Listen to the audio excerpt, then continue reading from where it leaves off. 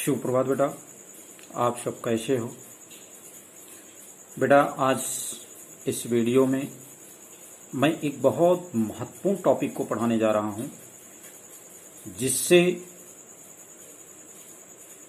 आपको 100% प्रश्न आना है। जैसा कि मैंने लिख दिया है, सबसे पहले यह कक्षा 10 विषय आपकी हिंदी है, प्रकरण आपका है व्याकरण का।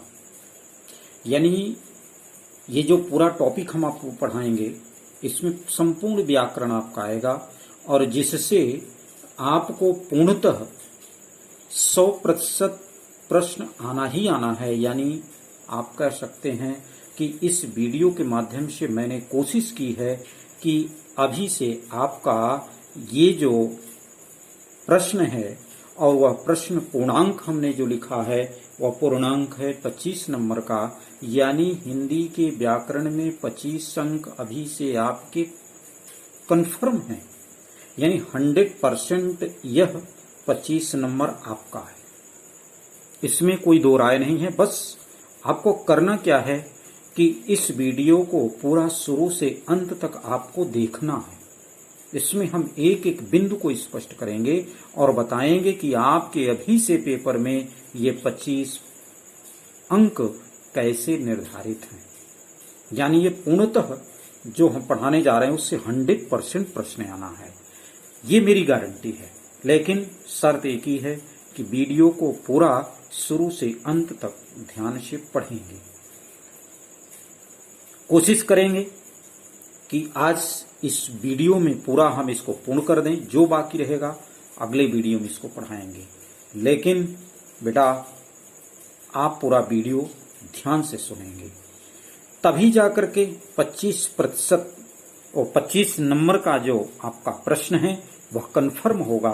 बोर्ड में यही से मान के चलो कि वह आउट है, एक तरह से जो आप कहते हो, इतनी मेरी गारंटी है।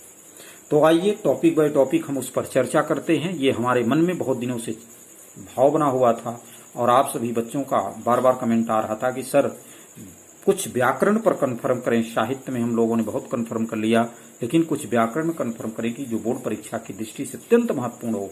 तो ये 25 अंक बिल्कुल कंफर्म है, सिर्फ आप पूरे वीडियो को देखें ध्यान से। तो शुरुआत करते हैं बेटा। सबसे पहला प्रश्न है आपकी स्क्रीन पर, काव्य सौंदर्य के तत्व। सबसे महत्वपूर्ण विषय है काव्य सौंदर्य के तत्व। और काव्य सौंदर्य के तत्व में 3 तत्व हैं। पहला है रस, दूसरा है छंद और तीसरा है अलंकार। ये 3 तत्व हैं। इन 3 तत्वों से 6 नंबर का प्रश्न, यानी 2 रस, 2 नंबर के छंद और 2 नंबर के अलंकार, इन्हीं 3 विषयों से आपको 2-2 करके यानी 6 अंक आना ही आना है। अब कितने रस, कितने छंद और कितने अलंकार पढ़ने हैं, इस विषय पर हम चर्चा करेंगे। तो रस में आपको पढ़ना है कौन कौन सा रस?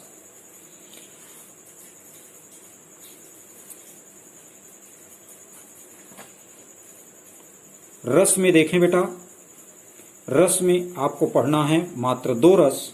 एक है आपका करुण रस और दूसरा है हास्य रस।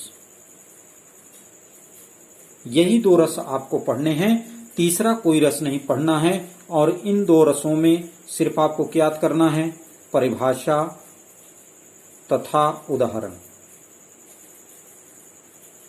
और ये 2 नंबर की सवाल आपकी कंफर्म हो गई। दूसरा आपका आता है बेटा छंद। छंद कितने पढ़ने हैं? मन में प्रश्न चल रहा होगा कि सर हमें छंद कितना पढ़ना है बोर्ड परीक्षा के लिए। तो मात्र 2 छंद बोर्ड परीक्षा में निर्धारित हैं। पहला छंद है आपका सोरठा और दूसरा छंद है आपका रोला। इन 2 छंदों को आपको पढ़ना है और इनकी क्या क्या पढ़नी है उसी तरह से, परिभाषा तथा उदाहरण।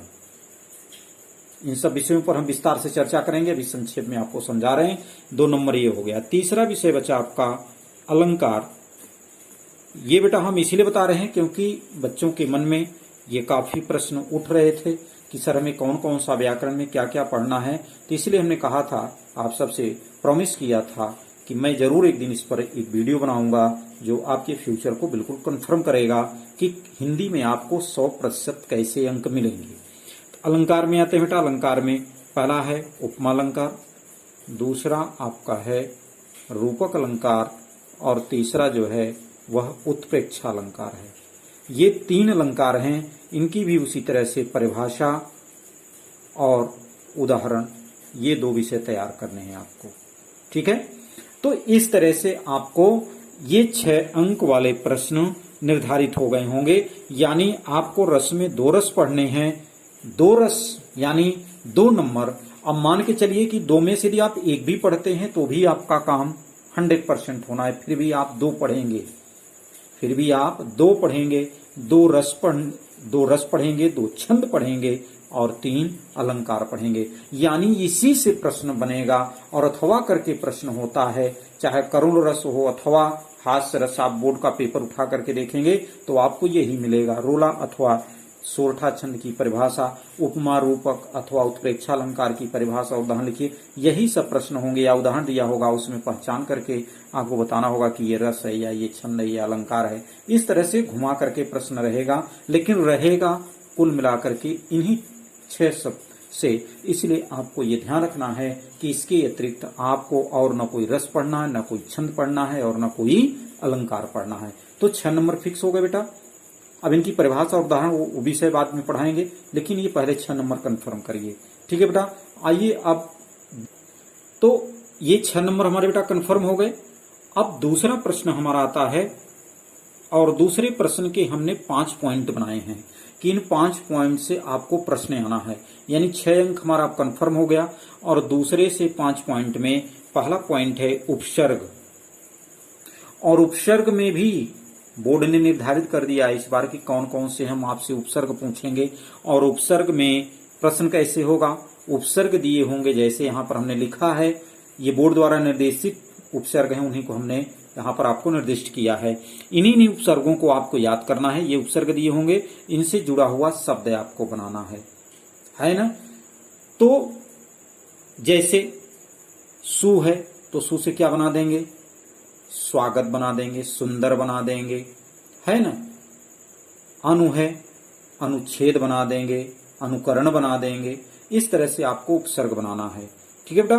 तो यानी इन्हीं उपसर्गों से, और उपसर्ग से कितने बनाने होंगे शब्द, 3 शब्द बनाने होंगे। यानी 3 नंबर की सवाल है यह।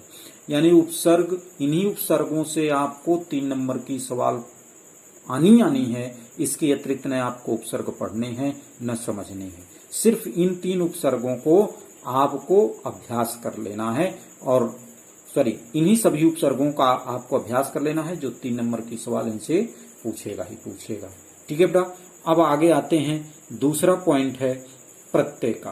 प्रत्यय में भी कौन कौन से प्रत्यय पढ़ने हैं। आई है, त्व, ता, पन, वा, हट, वट। इन्हीं 7-8 प्रत्ययों में ही आपको पूछेगा और जिससे 2 नंबर की सवाल आनी है। एक प्रत्यय हो, 3 प्रत्यय होंगे, उनमें से 1-2 बनाने होंगे। आपको 2 नंबर का प्रश्न कंफर्म हो गया। ठीक है बेटा। तो 3 और 2 5, यानी अभी तक हम लोगों ने कितना कंफर्म किया, 6 नंबर का काव्य सौंदर्य और 5 नंबर का उपसर्ग और प्रत्यय, यानी 11 नंबर हमारे कंफर्म हो गए। कंफर्म हुए कि नहीं बेटा। आगे चलिए, अब पढ़ना आपका काम है। आते हैं समास में। समास में आपके कोर्स में 4 थे, लेकिन हटा करके मात्र 2 बचे। कौन कौन से, द्विगु और द्वंद्व। इन्हीं 2 को, कितने दोनों सरल हैं, इस पर भी हम आपसे विस्तार में चर्चा करेंगे। और इन 2 से ही आपको समास पूछेगा। और कितने नंबर का, 2 नंबर का सवाल है। उसके बाद चौथा प्रश्न है आपका तत्सम और तद्भव शब्द। उसमें पहचानना होता है या उसमें दे दिया जाता है कि इसका तद्भव लिखिए या इसका तत्सम लिखिए। तो इसी विषय को आपको करना है। ये भी आपके 2 नंबर का सवाल होगा। प्रश्न मन में उठ रहा होगा कि सर हम कितने तद्भव और तत्सम पढ़ेंगे। इसके लिए हम सजेस्ट करते हैं आपको कि राजीव प्रकाशन के द्वारा जो प्रकाशित ग्रंथ है उसमें जितने तद्भव तत्सम दिए हैं उन्हीं का रिवीजन करें। उसी से आपको 100% प्रश्न आना है। उसके बाद 5वां है आपका पॉइंट पर्यायवाची। पर्यायवाची भी नहीं यहाँ पर लिखे हैं, कितने पर्यायवाची पूछेंगे। इसके लिए भी मैं कहता हूं कि राजीव प्रकाशन द्वारा प्रकाशित जो ग्रंथ है उसमें जो भी पर्यायवाची दिए हुए हैं उन्हीं को, और जो प्रसिद्ध पर्यायवाची हैं जो अधिकतर पूछे गए हैं उन्हीं पर्यायवाची पर विशेष ध्यान देंगे, उसी से आपको पूछा जाएगा। और ये 2 नंबर की सवाल कन्फर्म है। तो यानी हमारे अभी तक कितने कन्फर्म हो गए? 6 और 5 11 और 2 13 2 15 2 17 नंबर की सवाल आपकी कन्फर्म हो गई। ठीक है बेटा, अब और आगे देखिए कितने नंबर, यानी अब आपका बचता है 8 नंबर का जो सवाल है उसमें सबसे एक महत्वपूर्ण तीसरा प्रश्न हमने बनाया है। तीसरे प्रश्न के हमने 4 भाग किया है। प्रथम भाग में है आपका संधि। संधि में 2 संधियां थी, उसमें भी एक ही संधि रखी गई और वह है यण स्वर संधि। कितना महत्वपूर्ण कर दिया और कितना सूक्ष्म कर दिया कि अब आपके 25 नंबर कहीं नहीं जाने हैं। यानी यण स्वर संधि सिर्फ आप पढ़ेंगे और आपके 2 नंबर। और पढ़ना क्या है इसमें, आपको परिभाषा से मतलब नहीं, सूत्र से मतलब नहीं, सिर्फ आपको उदाहरण का अभ्यास करना है। जितना राजीव प्रकाशन के ग्रंथ में है या जो भी अन्य ग्रंथ आपके पुस्तक में संस्कृत वाले 8 में जो दिए हुए हैं उनका भी अभ्यास कर लीजिए, और सिर्फ यण संधि का उसी से आपको आना है। इस पर भी हम विस्तार से आपको चर्चा करेंगे। अगला प्रश्न है आपका शब्दरूप। बेटा शब्दरूप में 2 तरह के शब्दरूप थे, एक संज्ञा और एक सर्वनाम। तो सर्वनाम तो बिल्कुल हटा दिया, आपके बचा कितना? संज्ञा बचा। अब संज्ञा में मात्र 4 शब्दरूप हैं, फल, मति, मधु और नदी। इन्हीं 4 शब्दों से आपको 2 नंबर की सवाल पूछा जाएगा। तो कितना सरल कर दिया, इतना सूक्ष्म कर दिया है कि बिल्कुल आपको पूरे के पूरे अंक मिल रहे हैं। अगला प्रश्न है धातुरूप। धातुरूप में धातु का मतलब होता है क्रिया का सबसे सूक्ष्मतम रूप बेटा, तो उसी को धातु कहते हैं। अंग्रेजी में उसको आप मेटल, जब वैज्ञानिक भाषा में चले जाएंगे तो वहां पर यहाँ क्रिया से मतलब है, यहाँ मेटल से नहीं मतलब है। अब इसके 5 लकार होते हैं। लकार का मतलब हुआ समय, जिसको आप अंग्रेजी में टेंस कहते हैं।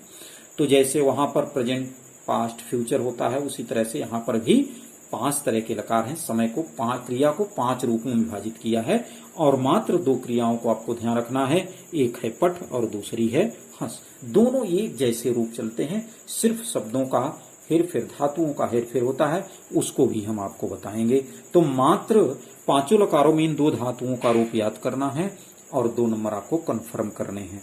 तो कितना सरल कर दिया। लास्ट आपका चौथा पॉइंट है हिंदी से संस्कृत में अनुवाद। ये बच्चे के लिए सबसे कठिन लगता है कि हिंदी से हम संस्कृत कैसे बनाएं। इसका भी वीडियो हम बेटा एक पर्सनल वीडियो अलग से बनाएंगे इस पर।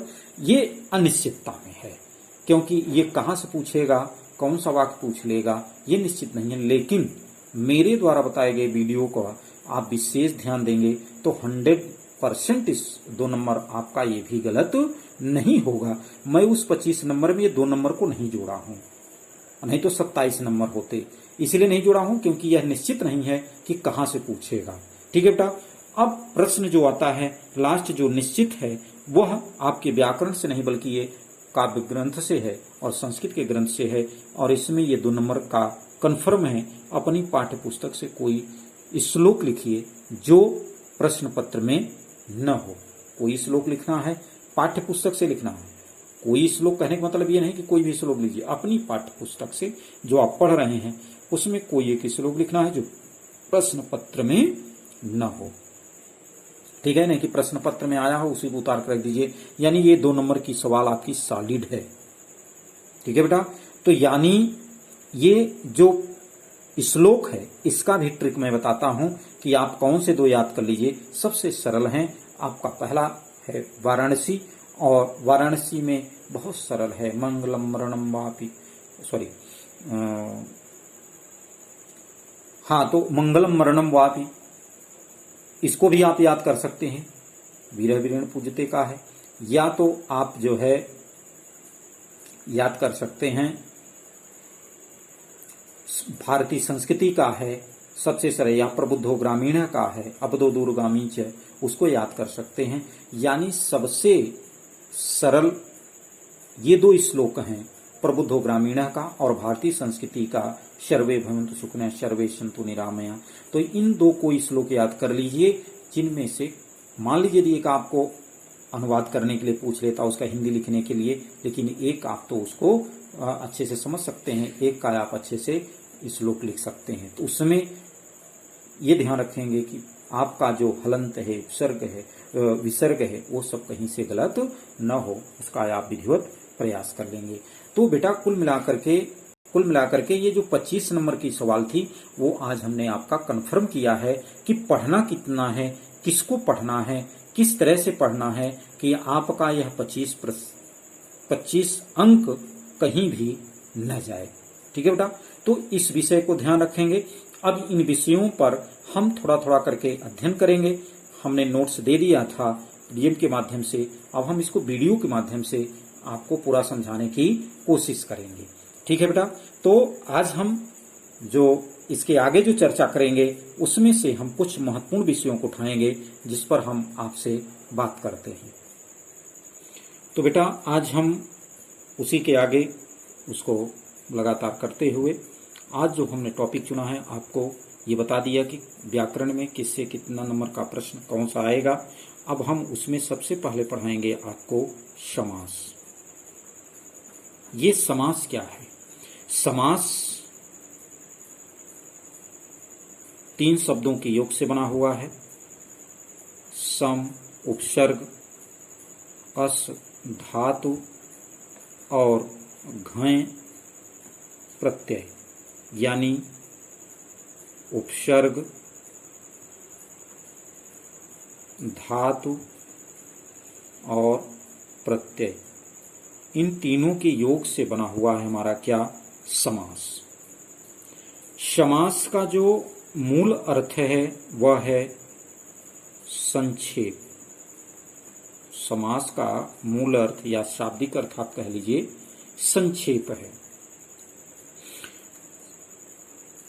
यानी समास का काम है किसी भी बड़े शब्द को संक्षेप में कह देना। इसीलिए कुछ विद्वानों ने कहा कि सुख और दुख का जो लक्षण है उसे हमें बताइए। तो सुभाषित विद्वानों ने कहा आत्मवशम सर्वसुखम परवशम सर्वदुखम समासेन तु सुख दुख लक्षणम। कहा आत्मवशम सर्व सुखम, अपने अधीन होकर कार्य करना सबसे बड़ा सुख है और दूसरे के अधीन होकर कार्य करना सबसे बड़ा दुख है। समासेन, जो शब्द हम समझाना चाह रहे हैं, समासेन माने संक्षेप में, तो वहां समास का अर्थ क्या है? संक्षेप में सुख दुख का ही लक्षण है। तो समास का मूल अर्थ है संक्षेप में हम जब अपनी बड़ी बात को थोड़े में कह देना चाहते हैं, जैसे हम कहें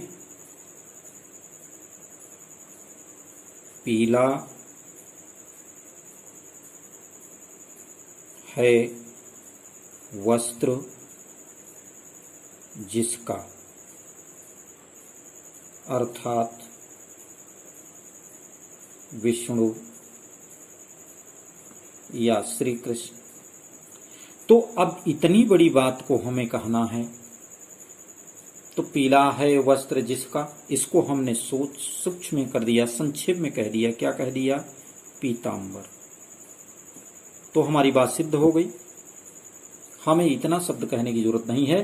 तो यानी यदि इसको हम परिभाषित करेंगे तो ये क्या परिभाषा निकल करके आ रही है कि 2 या 2 से अधिक पदों के संक्षेपीकरण की प्रक्रिया को क्या कहेंगे? हम समास कहेंगे। और समास का मूल अर्थ क्या है? संक्षेप। समास का मूल अर्थ हुआ संक्षेप, यानी ये जो पीतांबर शब्द है यह हमारा कैसा पद है? इसको हम कहेंगे सामासिक पद है। कैसा पद है बेटा? सामासिक पद। और ये जो पद हैं इनको क्या कैसा पद कहेंगे? सामासिक विग्रह पद कहेंगे। ठीक है बेटा, तो ये हमारा क्या हुआ? सामासिक विग्रह पद, और ये हुआ सामासिक पद। ये कभी कभी आपको कंपटीशन में काम आएगा। ये हम थोड़ा सा संक्षेप में और बहुत ज्यादा विस्तार में न जाकर के बहुत संक्षेप में चल करके हम आपको मूल विषय पर लाएंगे जो बोर्ड परीक्षा में पूछा जाएगा। ये आपकी जानकारी की बात है, कंपटीशन की बात है कि समास शब्द किन किन शब्दों से मिलकर बना है, कौन सी धातु है, कौन सा उपसर्ग है, कौन सा प्रत्यय है, फिर उसका मूल अर्थ क्या है, इसमें सामासिक पद किसको कहेंगे, और सामासिक विग्रह पद परीक्षा में दे दिया। पीला है वस्त्र जिसका, कैसा पद है? सामासिक विग्रह पद है, सामासिक पद है, संक्षिप्त पद है। इस तरह का प्रश्न उसमें बना देता है। तो ये कंपटीशन की दृष्टि से बड़ा महत्वपूर्ण विषय है। तो जो कंपटीशन के विद्यार्थी हमारे वीडियो को देखते हैं, ये उनके लिए भी और आपके लिए भी फ्यूचर में काम आएगा। ठीक है बेटा, आगे फिर इसको हम परिभाषित करते हैं। तो क्या परिभाषित में करेंगे, समास किसे कहेंगे? तो परिभाषा में है, उसे संस्कृत के विद्वानों ने कहा शमशनम, हिंदी में जानिए, संस्कृत में मत चलिए। तो इसको हम परिभाषित करेंगे, क्या कहेंगे? दो या दो से अधिक पदों के संक्षेपीकरण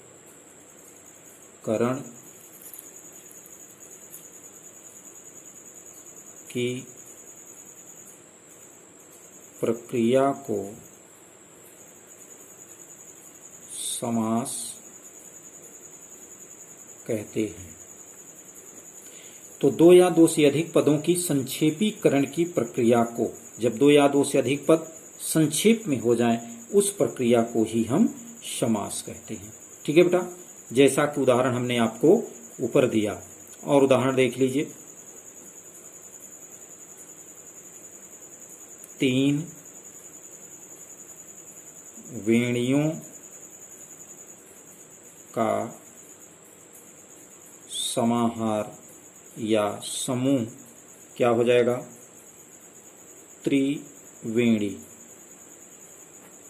तो 3 वेणियों का समूह उसे कहेंगे त्रिवेणी, चौराहा, 4 राहों का समूह। तो हम दो या दो से अधिक पदों को एक पद में व्यवस्थित कर दें, यही समास का काम है। ठीक है बेटा, अब आते हैं समास के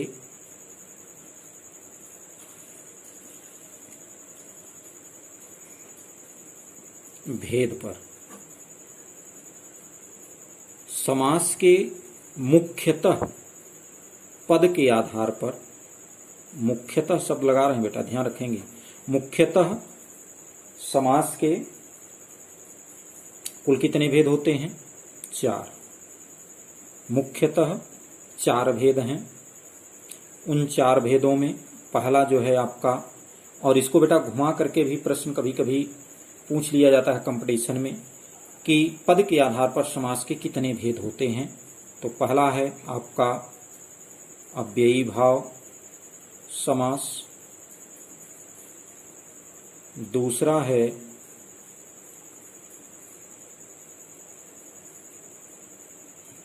तत्पुरुष समास,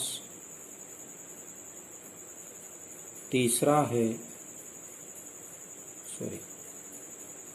बहुव्रीहि समास,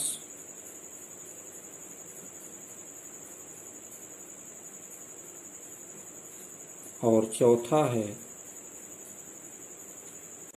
द्वंद्व समास।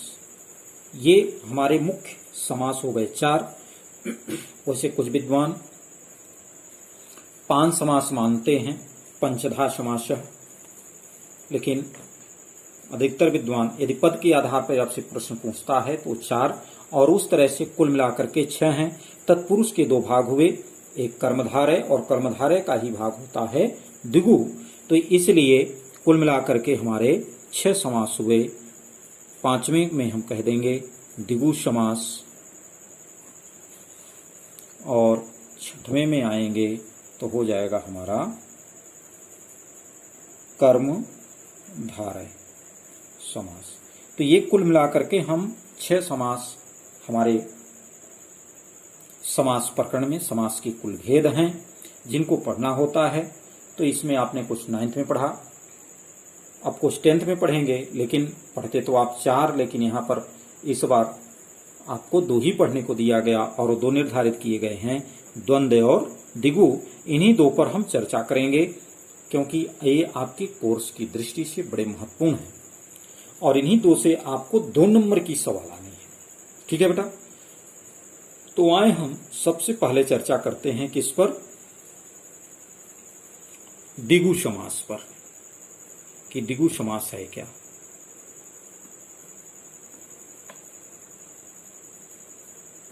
समझते चलेंगे, नोट भी करते चलेंगे। द्विगु समास बेटा, द्विगु समास को पहचानने का आचार्यों ने एक सूत्र दिया संस्कृत में, और वह सूत्र है संख्या पूर्वो द्विगु। संख्या पूर्वो द्विगु, क्या लिखा? संख्या पूर्वो, पूर्वो माने पहले, द्विगु संख्या यदि पूर्व में है, जिस समास की प्रथम पद में आप कहिए, या जिस सामासिक पद के प्रथम पद में क्या हो, संख्यावाची पद हो, वह कौन सा समास होगा? द्विगु समास होगा। ठीक है, जैसे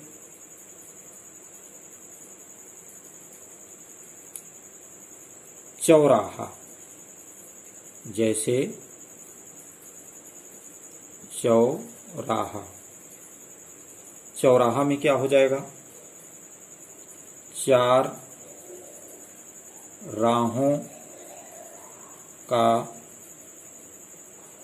समूह। चौराहा में क्या हो जाएगा?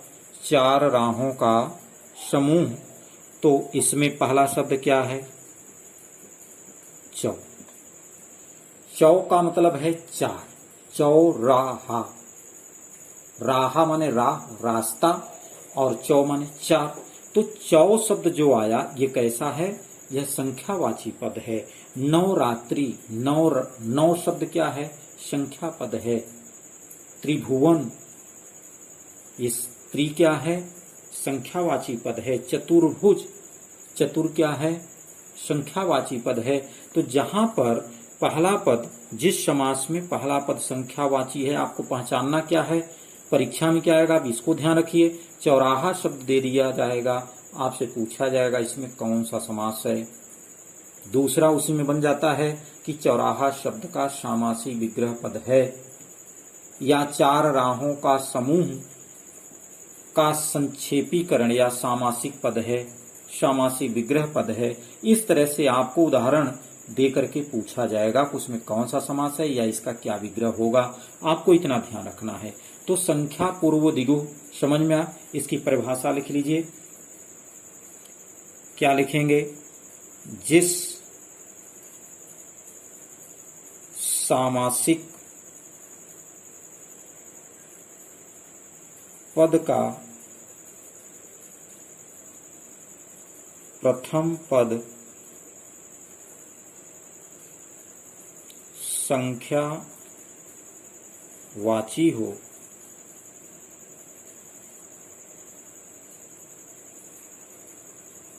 और उत्तर पद प्रधान हो, या आप कह लीजिए समझने के लिए संज्ञावाची हो,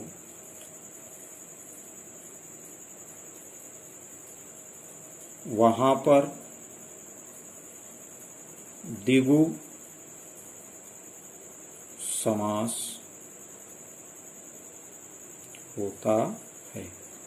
ठीक है बेटा, तो जिस समास में सामासिक पद का प्रथम पद कैसा हो, संख्यावाची हो, सामासिक पद है और इसका प्रथम पद संख्यावाची है, और उत्तर पद प्रधान हो, और उत्तर पद प्रधान यानी वह संज्ञावाची है, वह नाम है, स्थान है, व्यक्ति। अब संज्ञा का मतलब तो समझ रहे हैं। तो कहा कि संज्ञावाची हो यानी वह प्रधान हो, तो वहां पर द्विगु समास होता है। सबसे बड़ी पहचान आपको क्या जानना बेटा, कि यदि संख्यावाची पद लगा हुआ है तो कौन समास? द्विगु समास। ठीक है बेटा। दूसरी चीज कि जब भी हम इसका सामासी विग्रह पद करेंगे तो लास्ट में समूह या समाहार शब्द का प्रयोग करेंगे। जितने भी आप उदाहरण देखेंगे उसमें आपको सब में समूहवाची या संज्ञावाची समाहार शब्द मिलेगा। हम किताब का कुछ विश्लेषण आपको दिखा रहे हैं। कहा जैसे त्रिफला, तीन फलों का समूह। त्रिफला माने तीन फलों का समूह। तो यहां पर भी संख्यावाची पद है, और समूह शब्द जुड़ा हुआ है। समाहार होगा या तो दोनों का, समाहार का मतलब ही है समूह, ये ध्यान रखेंगे, अलग अलग नहीं, चाहे समूह लिख दीजिए चाहे समाहार कहिए। तिरंगा है, 3 रंगों का समाहार। सतसई, 700 दोहों का समूह। अष्टाध्यायी, 8 अध्यायों का समाहार। पंचतंत्र, 5 तंत्रों का समाहार। दोपहर, 2 पहरों का समाहार। यानी लेखक ने, विद्वान ने, आचार्य ने यहाँ पर बताने की कोशिश किया है कि अब द्विगु समास वही होगा जहां पर पहला पद संख्यावाची होगा। ये सबसे बड़ी पहचान है। ठीक है बेटा, चले बेटा, अब दूसरा हमारे जो कोर्स में है वह है द्वंद्व समास। द्वंद्व समास का सूत्र जो है वह है चार्थे द्वंद्व। च अर्थे द्वंद्व, दीर्घ संधि कर दीजिए तो च अर्थे द्वंद्व। च के अर्थ में द्वंद्व समास होता है। च का मतलब है और, च का मतलब क्या होता है? और, यानी और के अर्थ में द्वंद्व समास होता है जहां पर 2 पद प्रधान हो और दोनों पदों को और शब्द से जोड़ा जाए। संस्कृत में च शब्द से जोड़ा जाता है, हिंदी में और शब्द से जोड़ा जाता है, वहां पर द्वंद्व समास होता है। द्वंद्व, कितना बढ़िया विषय को समझा, कहा द्वंद्व। द्वंद्व का मतलब क्या है? झगड़ा। जहां पर ऐसे शब्द हों कि दोनों शब्द कैसे हों? आपस में विपरीत स्थिति में हों। सामान्य तौर से आप समझ लीजिए कि दोनों विपरीत लिंगी भी हो सकते हैं, दोनों के विचार भी अलग अलग हो सकते हैं, दोनों के सिद्धांत भी अलग अलग हो सकते हैं, क्योंकि द्वंद्व दोनों जुड़ेंगे तो, लेकिन दोनों में विपरीतार्थक शब्द होगा, दोनों विपरीत होंगे एक दूसरे के स्वभाव से। जैसे आप कहते हैं माता पिता, माता पिता, उसी को पितरों शब्द कहते हैं। तो माता और पिता एक पुल्लिंग है और एक स्त्रीलिंग है। भाई बहन, दिन रात, ये सब क्या हैं? सब एक दूसरे के विपरीत हैं, इसीलिए इसका नाम ही रख दिया गया द्वंद्व। तो जहां पर ऐसे पद मिले कि दोनों में द्वंद्व हो रहा हो, दोनों में झगड़ा हो रहा हो, दोनों विपरीत स्वभाव वाले दिख रहे हों शब्द, वहां पर कौन सा समास? द्वंद्व समास। यानी अब इसको पारिभाषिक दृष्टि से समझिए कि जिस समास में दोनों पद क्या हों, जिस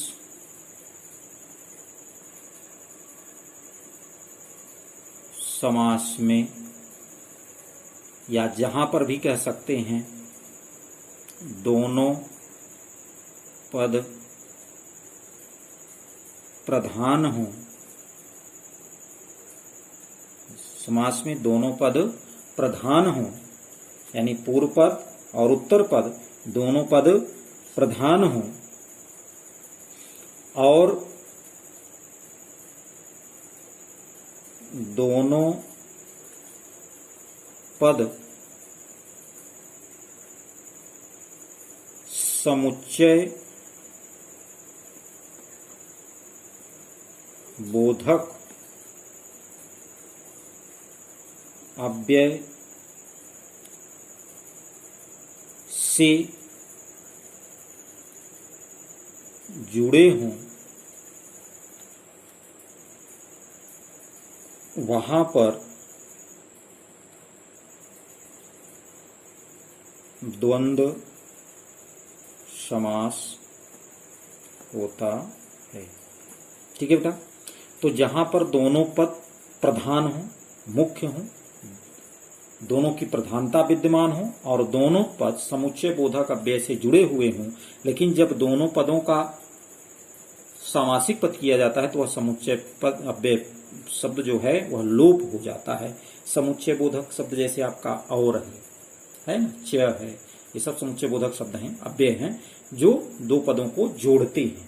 ठीक है, तो कहा कि ये विग्रह पद में तो जुड़े रहते हैं, लेकिन जब इनका समस्त पद करते हैं, इनका हम सामासिक पद करते हैं, तो ये क्या हो जाते हैं?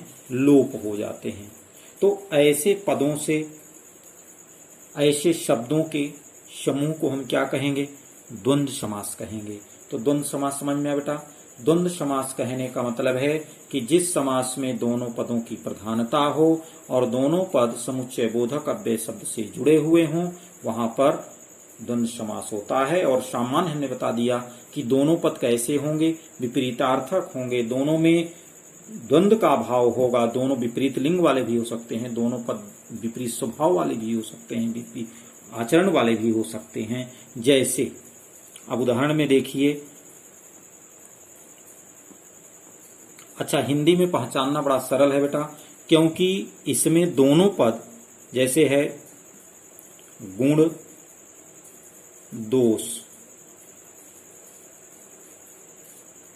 जैसे है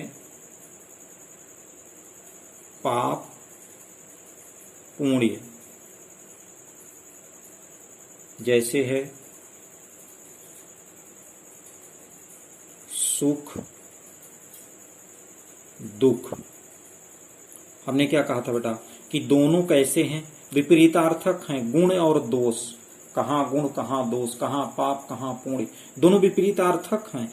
सबसे बड़ी पहचान इसकी है कि हम सर बोर्ड परीक्षा में इसको पहचानेंगे कैसे। तो इसको पहचानने का सबसे बड़ा तरीका है कि यदि वह सामासिक पद दिया होगा तो दोनों पद योजक चिन्ह, इसको योजक चिन्ह बोलते हैं बेटा, योजक चिन्ह से जुड़े होंगे। और इस योजक चिन्ह के स्थान पर आपको क्या कर देना है, और शब्द जोड़ देना है, और इसका सामासिक विग्रह पद और कुछ नहीं करना है। कैसे लिखेंगे इसको, गुण और दोष। कितना सरल है।